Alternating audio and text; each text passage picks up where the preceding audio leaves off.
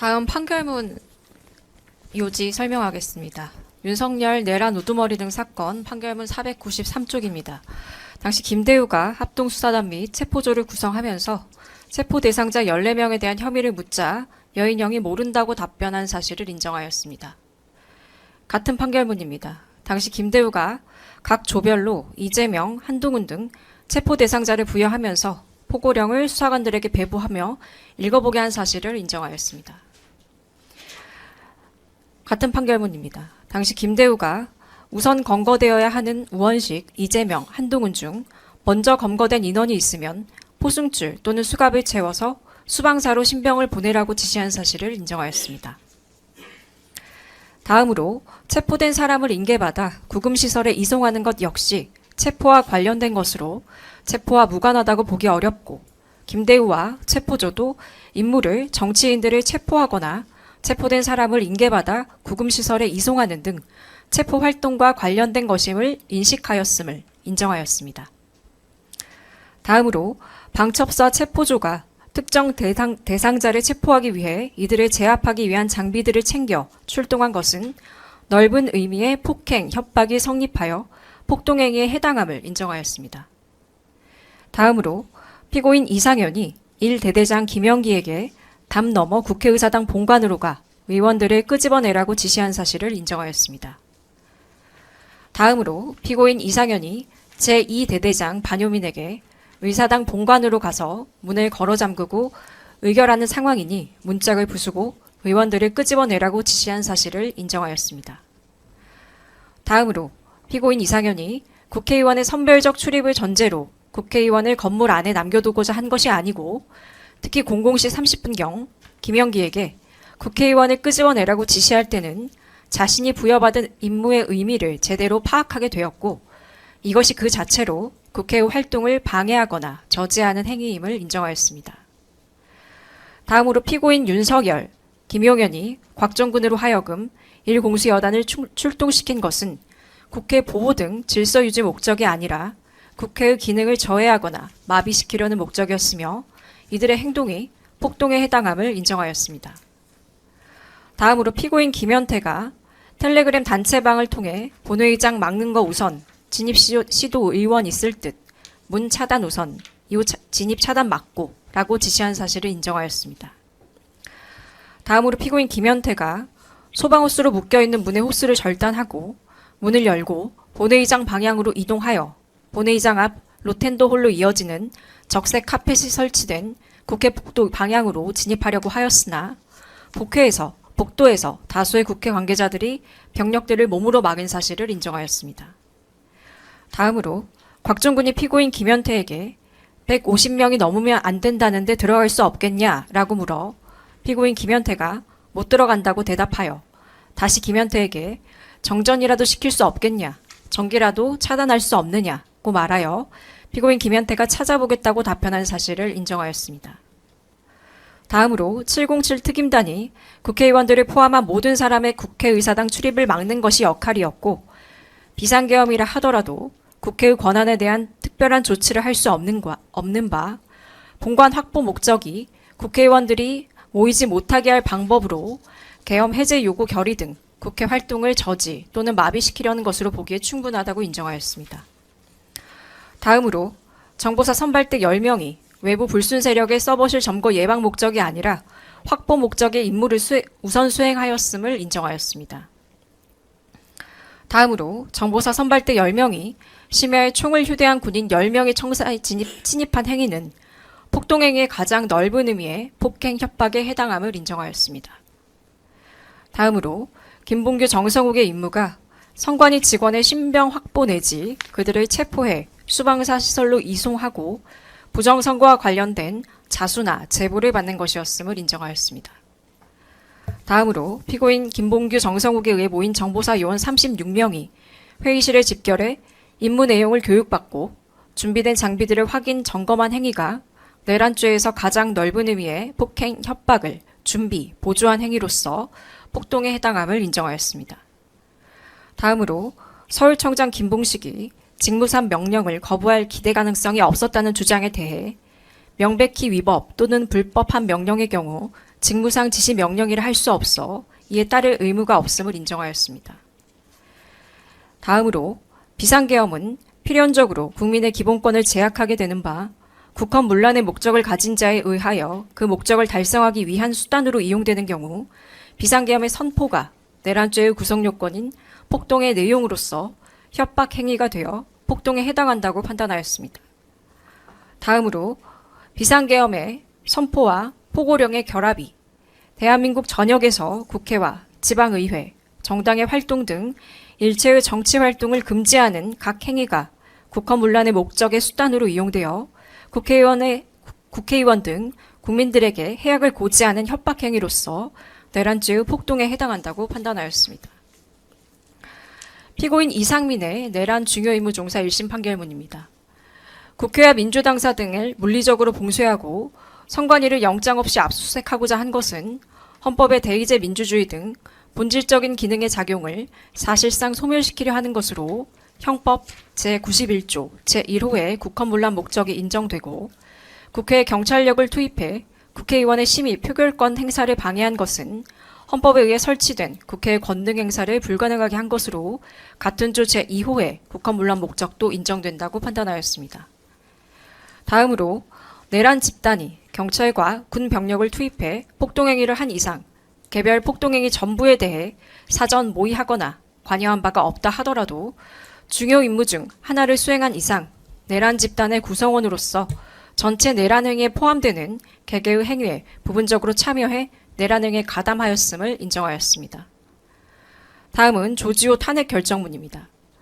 이 사건 계엄 선포 당시 전시 사변에 해당한다거나 적과 교전 상태에 있었다고 볼 수 없음이 명백하고 시민들 역시 이 사건 계엄에 저항하기 위해 국회로 모였으며 현장에 출동한 군 경도 소극적으로 임무를 수행하였는 바 이 사건 계엄의 위헌 위법성이 평균적인 법감정을 가진 사회 일반으로서도 충분히 인식할 수 있다고 판단하였습니다. 다음으로 노상원 개인정보보호법 위반 사건 판결문입니다. 노상원, 문상호를 비롯한 피고인 김봉규, 피고인 정성욱의 제2수사단 구성 및 운영과 관련하여 군이 헌법기관인 중앙선관위를 상대로 영장 없이 수사를 진행하는 상황에 대해 상정할 수 있는 근거는 계엄 선포와 같이 극히 이례적이고 극단적인 경우로 한정되는데 당시 헌법과 계엄법이 정한 계엄 선포의 실체적 요건이 충족되거나 충족될 위험성을 예상할 만한 어떠한 사정도 없었고 향후 계엄 선포를 염두에 두고 부정선거 의혹과 관련하여 선관위에 대한 수사를 위한 이 사건 수사단 구성을 계획, 실행하였으며 이 사건 수사단은 계엄 선포 직전에 이미 소집되어 임무 수행을 위한 준비에 착수하였고 계엄 선포 직후 바로 구체적인 임무 수행을 실행한 점 등을 고려하면 수사단 구성은 특정 시점에 계엄을 선포할 것을 계획하고 이를 준비, 수행하는 행위의 일환으로 이루어진 것으로서 위헌, 위법한 행위에 해당한다고 판단하였습니다. 이상으로 마치겠습니다. 일단 그 증인 조서에 대해서 제시 열람해줬고 판결의 일부 내용도 지금 제시하고 있는데요. 이런 판결 그 자체는 사실은 증거는 아니고 다만 검사께서 말하고 있는 논거를 검사의 주장 취지로 저희가 받아들여서 검토하도록 하겠습니다. 네. 예. 혹시 지금 증거 서증 조사했는데 거기에 대해서 혹시 말씀하고 싶은 거 있으면 기회 드리겠습니다. 예, 말씀해 주십시오. 예, 예, 먼저 하셔도 되겠습니다. 김규 검사님 말씀해 주십시오. 예.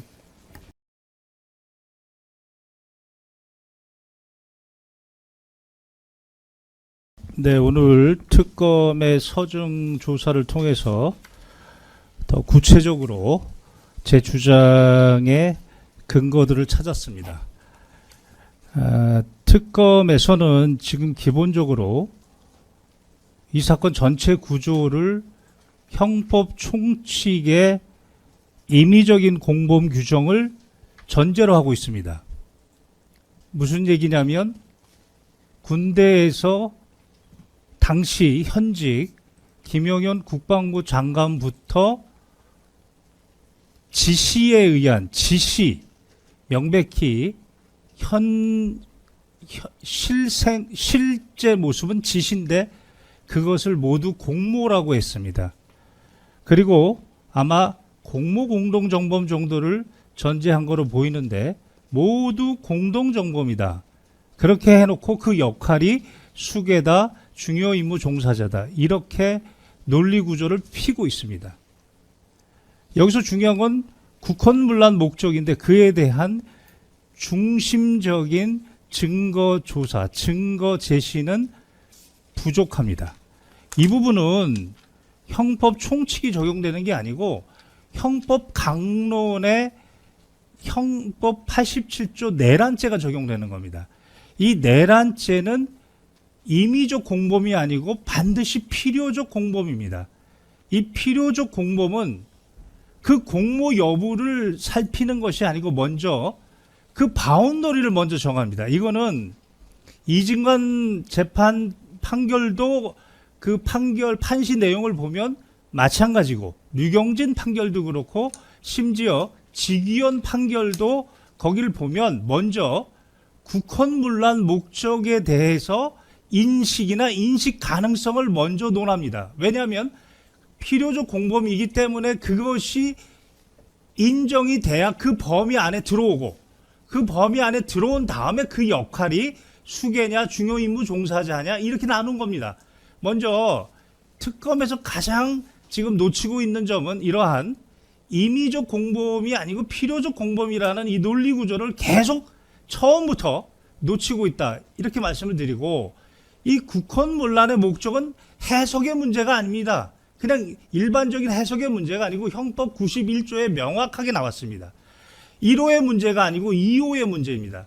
분명히 그냥 국가기관이 아니고 국가기관은 행정기관과 헌법기관이 있습니다. 분명히 헌법에 의해 설치된 국가기관, 헌법기관이어야 됩니다. 그걸 인식해야 됩니다.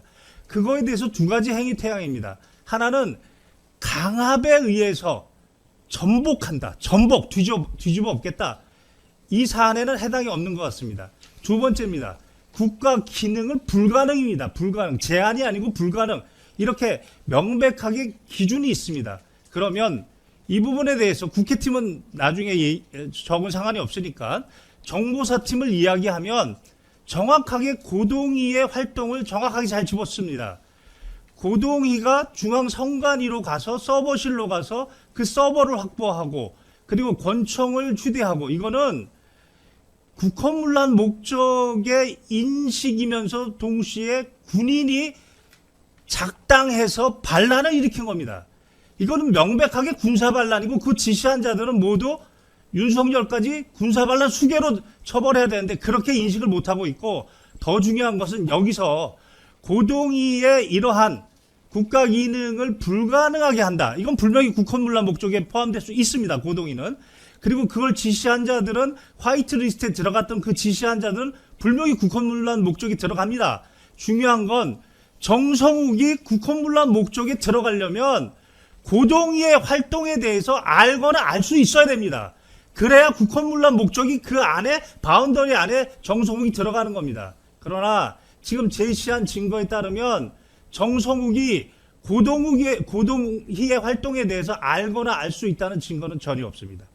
이거는 지금 제가 처음에 이야기한 것처럼 특검이 지금 형법 총론의 임의적 공범론을 주장하면서 지시기 때문에 공모이기 때문에 지금 이러한 결론이 나왔고 이야기한 것처럼 저는 반란인데 내란에 의하더라도 필요적 공범이라면 국헌문란 목적을 먼저 인정해야 되고 이진관, 류경진, 지기현, 판사 모두 국헌문란 목적을 인식 또는 인식할 수 있었다라는 증거를 먼저 제시하고 그 안에 들어간 사람 중에 역할이 수괴다 중요 임무 종사자라고 했던 겁니다. 따라서 적어도 정성욱의 경우에는 그날